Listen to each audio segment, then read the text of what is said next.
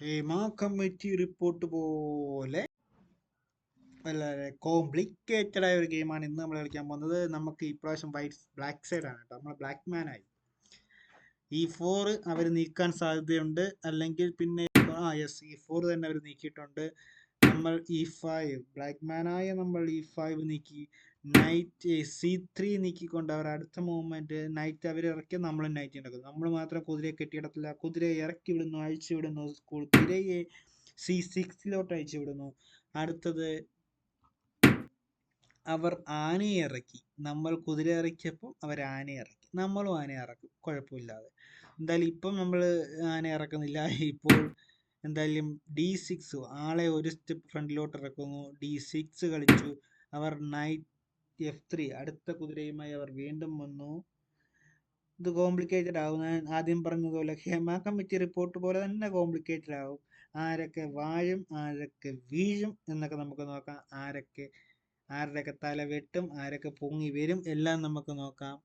Bishop D7 ഇറക്കി, ഫ്രണ്ടിലോട്ട് ഇറക്കി. ബിഷപ്പിനെ ഇറക്കിയപ്പോൾ ഞാൻ D3 ഇറക്കി കേട്ടോ. D3 കൊണ്ടുവന്നു. നൈറ്റ് D4 നൈറ്റിനെ അറ്റാക്കിലേക്ക് കൊണ്ടുവരുന്നു. നൈറ്റ് അടുത്ത ബിഷപ്പിനെ കൊണ്ടുവന്ന് എൻ്റെ മന്ത്രി എടുക്കാൻ നോക്കുക. എൻ്റെ മന്ത്രി ഞാൻ വിട്ടുകൊടുക്കത്തില്ല. മന്ത്രിക്കെതിരെ കൊണ്ടുവന്ന ബിഷപ്പിനെതിരെ ഞാൻ F6 നീക്കിക്കൊണ്ട് മറ്റൊരു മറുപടി കൊടുത്തിട്ടുണ്ട്. F6 കണ്ടുകൊണ്ട് ഓടി കേട്ടോ. ആന കണ്ടം വഴി ഓടി. വല്ല പണയെ കൂടെ പോയി ഓടിയെന്ന് തോന്നുന്നു. ബിഷപ്പ് E3 വല്ല ഓലയും തിന്നുകൊണ്ട് അവിടെയാണ് കുത്തിയിരുന്നാൽ പോരെ, ഇങ്ങോട്ട് വരേണ്ട ആവശ്യമുണ്ടോ? ബിഷപ്പ് E3 ദെൻ കുതിരയെ അടുത്ത മൂവ്മെന്റിലേക്ക് പോന്നു. നൈറ്റ് B5 നൈറ്റ് അവരും അതുപോലെ തന്നെ നൈറ്റ് ക്യാപ്ചർ B5. ഞാൻ ബിഷപ്പ് ക്യാപ്ചർ B5. എന്തായാലും ആ B5 നമ്മൾ അടിച്ച് തകർത്ത് കുറെ എണ്ണത്തിലേക്ക് ഇല്ലാണ്ടാക്കിക്കൊണ്ടിരിക്കുന്നു.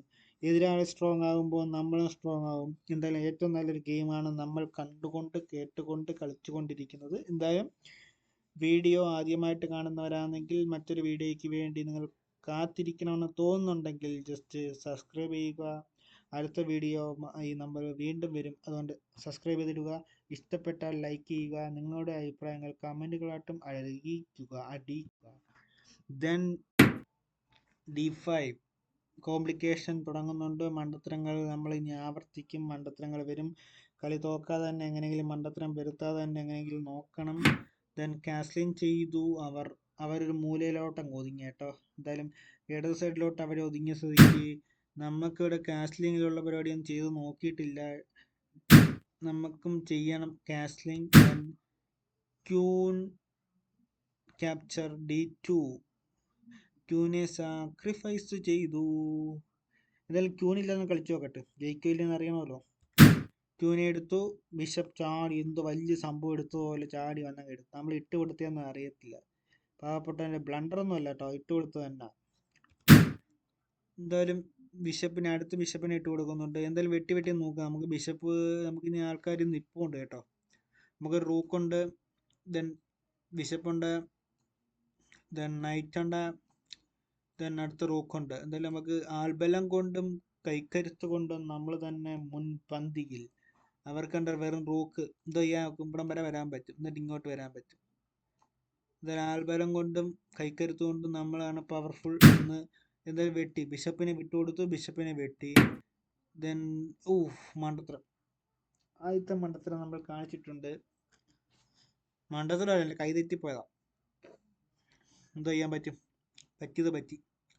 എടാ നിൻ്റെ അടുത്ത് ഇവിടെ വന്ന് ഇരിക്കാനാന്നാ പറഞ്ഞു, നീ എന്തിനാ ചാടിപ്പരണ്ട് ഇവിടെ ഇറങ്ങി? ഇവിടെ ഇരിക്കാൻ പറഞ്ഞാൽ ഇവിടെ ഇറക്കണം. ചാടിപ്പരണ്ടാണ് ഇവിടെ വന്ന് ഇറങ്ങിയിരിക്കുന്നു. ഒരു സ്റ്റെപ്പ് കൂടെ അപ്പുറത്തോട്ട് മാറി നിന്നാൽ പോരായിരുന്നു. ഡാമിച്ച്, ഞാൻ ഇവിടെ വെച്ചതായിരുന്നു. ഇത് ഇങ്ങോട്ട് വലിച്ചോണ്ട് വന്നപ്പോൾ ഇവിടെ അങ്ങ് വീണുപോയി. Movement waste. എന്തായാലും അവൻ അവിടെ നിന്ന് ചാടിപ്പോയി കേട്ടോ. ഇതാണ്ട അടുത്ത നമുക്ക് ആ ഒരു മൂവ്മെന്റ് അവിടെ വേസ്റ്റ് ആക്കി കളഞ്ഞേട്ടോ. അല്ലെങ്കിൽ എന്നിട്ട് ഇങ്ങോട്ട് ചാടി അവനും കൊണ്ടുവന്നിട്ടുണ്ട്. എന്തായാലും ചെക്ക് തോറ്റോ? തോറ്റില്ല, ചാടിപ്പരണ്ട് എണ്ണിച്ചു വന്നേ. ഞാനൊന്ന് പ്രതീക്ഷിച്ചു.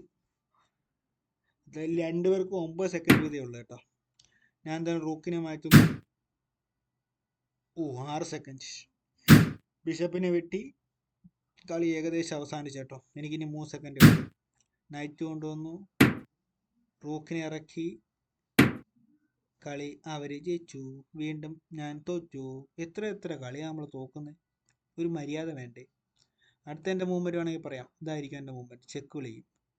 ചെക്ക് വിളിക്കുമ്പോൾ പുള്ളിക്കാരന് ചാൻസ് ഇങ്ങോട്ട് ചാടാം, ഇങ്ങോട്ട് ചാടാം, ഇങ്ങോട്ട് ചാടാം, ഇങ്ങോട്ട് ചാടാം, ഇങ്ങോട്ട് ചാടാം. ഇങ്ങനെ പല ചാൻസ് ഉണ്ട്.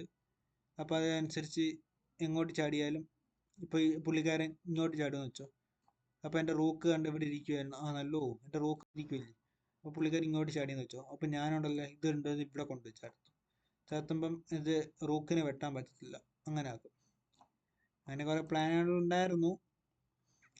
പുള്ളി ഇങ്ങോട്ട് ചാടിയാൽ ഞാൻ എൻ്റെ ആനെ കൊണ്ടുവന്നു. എന്തായാലും ജയം എനിക്കായിരുന്നു കേട്ടോ. ടൈം അല്ലായിരുന്നെങ്കിൽ ജയം എനിക്കായിരുന്നു. കാരണം എനിക്ക് 3 വാഴകളാണ് ഇവിടെ അനങ്ങാതെ ഇരിക്കുക. ഈ വാഴകളെല്ലാം കുത്തി പൊക്കി ഇറക്കിയ നമ്മളങ്ങ് ജയിച്ചേനെ. അവർക്കാണ് നൈറ്റ് മാത്രമേ ഉള്ളൂ. പിന്നെ ഇവിടെ കുറേ വാഴകൾ ഇപ്പോൾ ഉണ്ട്. 3 വാഴ 3 വാഴ 3 വാഴ 3 6 വാഴ 6 വാഴയൊന്ന് 7 വാഴ അവരൊന്നും അനങ്ങാതെ ഇരിക്കുന്നുണ്ട്. പക്ഷെ നമുക്കൊരു ഇതൊക്കെ ജയിക്കാനുള്ള സാഹചര്യം ഉണ്ടായിരുന്നു. ജയിച്ചേനെ. പക്ഷെ എന്തോ